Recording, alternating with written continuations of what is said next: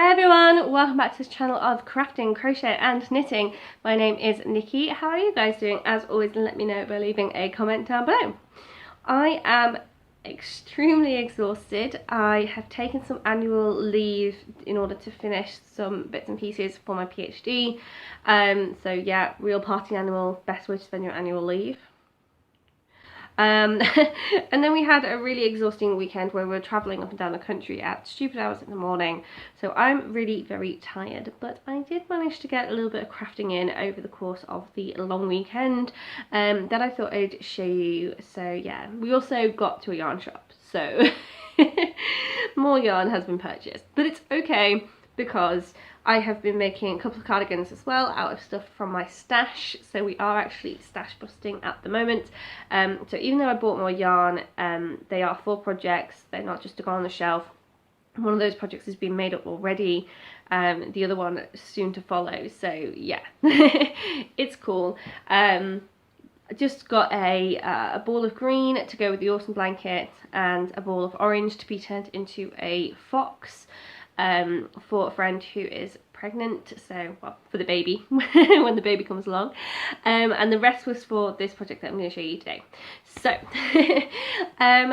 this project is a Tunisian crochet project. So I have this Tunisian crochet hook. Now first thing I'm going to do is just like a little review of the hook, because I bought these in a set. They are just wooden hooks of varying sizes with plastic cables on them, because of you need the cable for, you need a long hook for Tunisian crochet.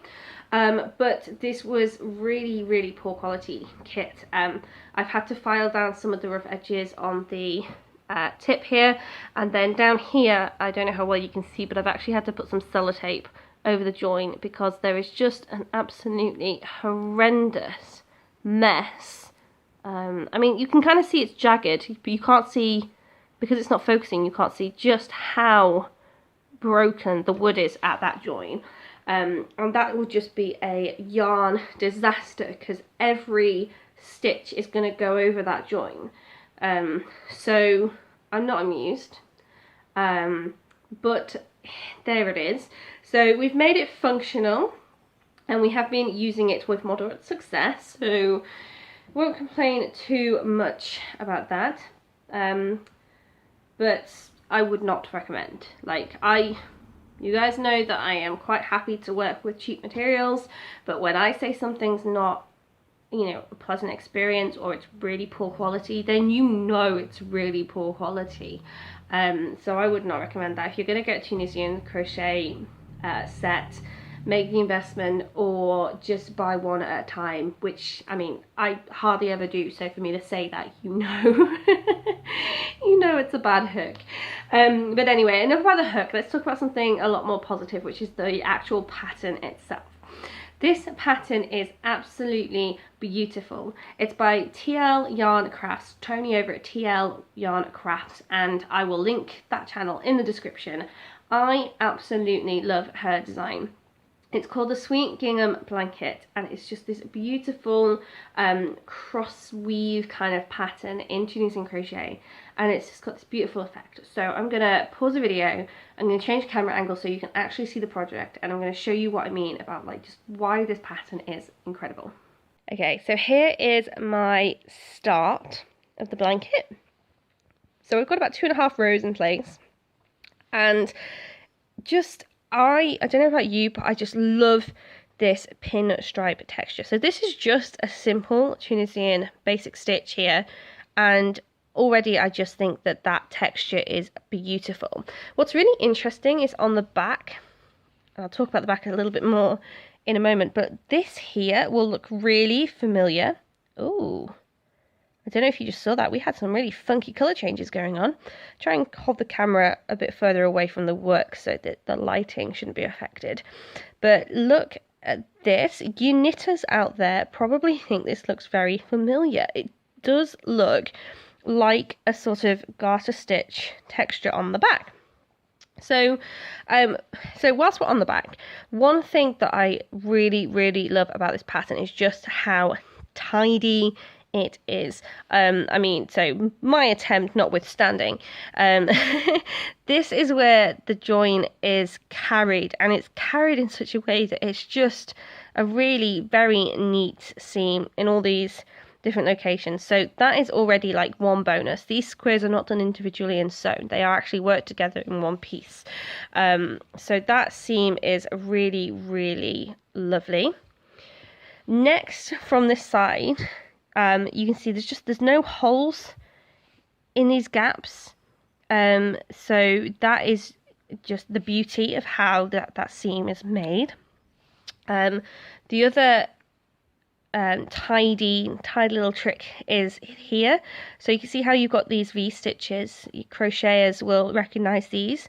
So in the chain, Tony advised actually working the first stitches into the back loop, not into the back loop, sorry, into the, like, if you turn it all the way over, there's like a back bump, and that means that your front and your back loops that make this V shape are not affected. So when you add the border, you've got a really nice place to add your stitches.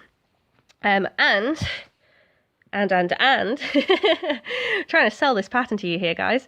On the edge of Tunisian Crochet, it works up in the same way with these V stitches. Just hold it a bit further away so it's focused. So just the way that you put your hook into the work means that you end up with these V stitches along this side. And then a little trick about how to do your final stitch that Tony talks about in her video tutorial of this blanket means that you end up with these V stitches on this end as well. So when it comes to actually adding this border to the blanket, it's going to be so easy. And, you know, apart from where I've made my mistake, because I was trying to crochet with dark yarn in poor lighting, so I've had to put little stitch markers in where all of the V's actually are that I need to go into. So I need to be careful of that when I next do another row with this dark colour in it.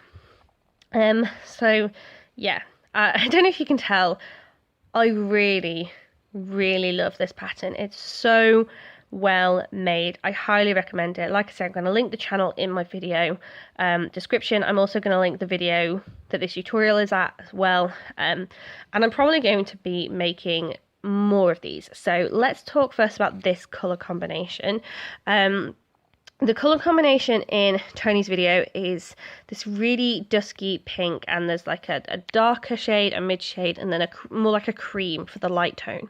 So I was trying to match that but with purple, because you probably know I'm not a super big fan of pink. And the idea with this one was to originally go for a bit more red, and that obviously didn't work out. So I was in the shop looking for some tones, and just basically there was nothing in the shop itself. There was only like 2 colours that ever actually were in a similar tone base, and in the end I went for this combination because when they were just next to each other it kind of looked like the lesser of all the less objectionable of all the options, but did involve me having to go a bit more into the pink tone. Now that I've worked it up, I'm not as keen on it as I was when they were still in their balls, but it's not the worst thing in the world. And to be honest, I love these colours, like not the pink, but like these 2 colours here. Absolutely love these colours. This red actually looks, or this is like a dusky pinky red in sort of real lighting. On the camera it's coming across a lot more pink than it actually is.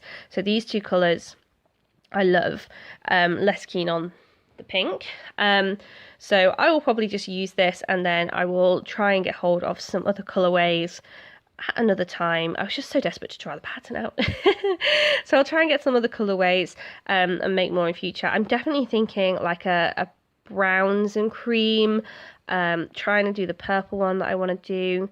I think that potentially you know, a nice turquoise, shades of turquoise would probably look nice as well. So lots and lots of options, and definitely want to do this pattern again because I just love this effect. It's so lovely. So yeah, I'm gonna pop the camera back and let's just finish the video with some quick Tunisian crochet, shall we?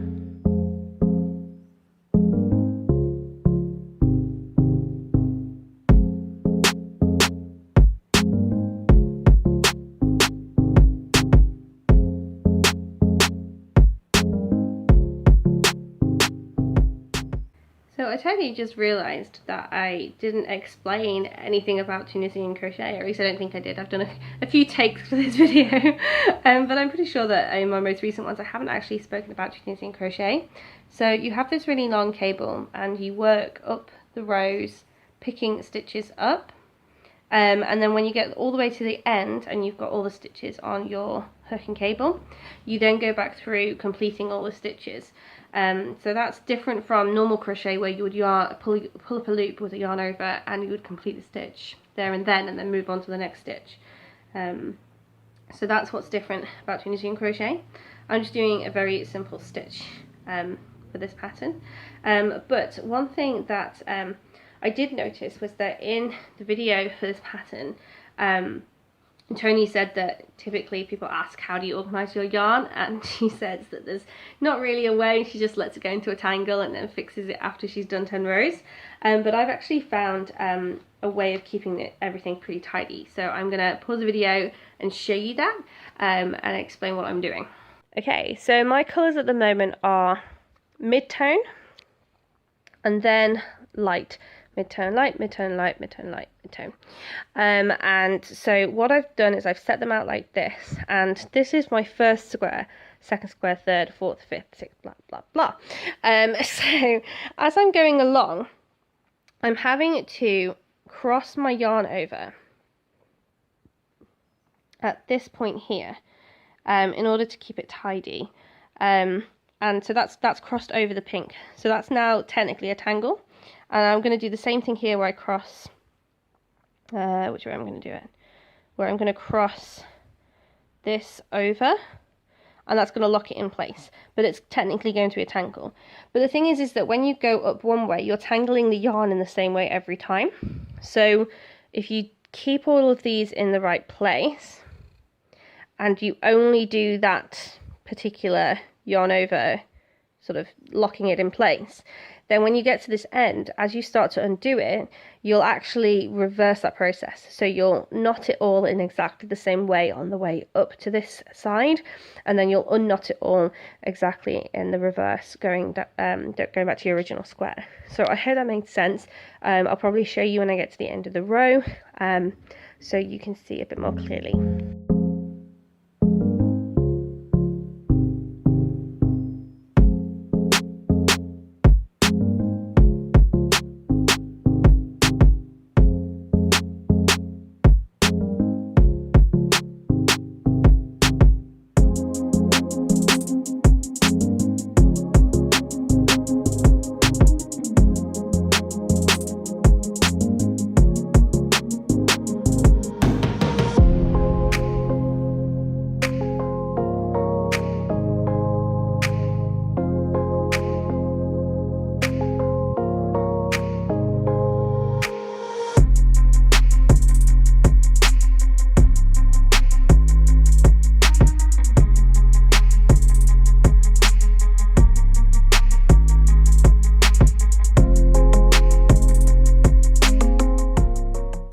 Okay, so I've just done my last square, and I said I was going to show you what it was like to pull the yarn back. So first, just so you can see, every stitch has been pulled up onto my cable.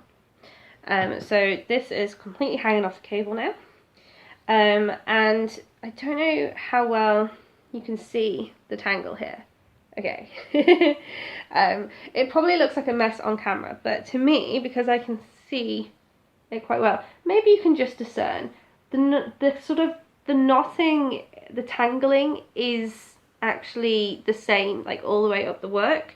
So I wonder if I just change view so I can show you it on the flat instead. Okay, so because I kept all of the balls of yarn in the same places whilst I did this, you can kind of see that they are tangled in this consistent pattern. And when I go back through the work, this is going to untangle. So I'll try and show that as I go. Okay, so in order to complete a stitch going back, we're going to yarn over, and we're going to pull that through 2 stitches. And then we're going to yarn over and pull it through the next 2 stitches. And all the way back, we're going to be yarning over and pulling through 2 stitches. And that's how you complete the simple stitch. So on the pass coming this way, all we were doing was sticking our hook through these vertical parts of the loop and yarning over and pulling up a loop onto our crochet hook. Now all we're going to do is yarn over and pull them back through, a little bit how you would do a single crochet in US terms or a double crochet in UK terms, where you would go through a particular loop, you would yarn over, you'd pull through, you'd yarn over, and then you'd pull through both of the loops there on your hook. So the only difference is we just have to keep doing that second part all the way to the end of the work. I don't think I'm going to be able to show you that because I don't have the camera set up to do that. So I'm going to pop you back on the stand in front of the sofa, and I'll just finish this row.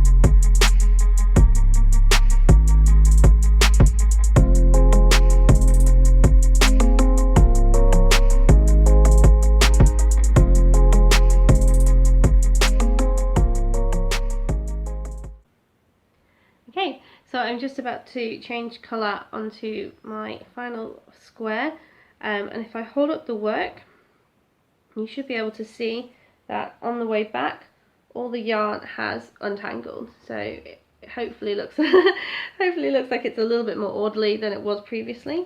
So not from this angle, does it? Let me change the camera angle. So yeah, there you have it, everything has untangled as we've done the reverse pass of the Tunisian crochet. So I'm just going to finish up this row, and then I'm probably going to leave the video there. Let me know if you would like to do some craft alongs in future. I don't really do anything like knitting crochet alongs to the same pattern, just because I think that people have different styles and different colours that they like to work with.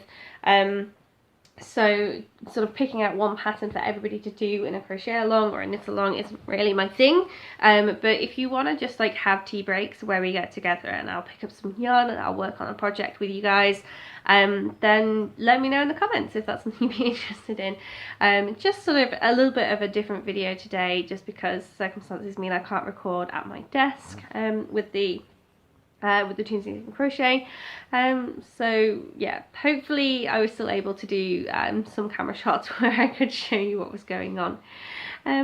So yeah, I'm gonna leave it there, and I will see you in another video.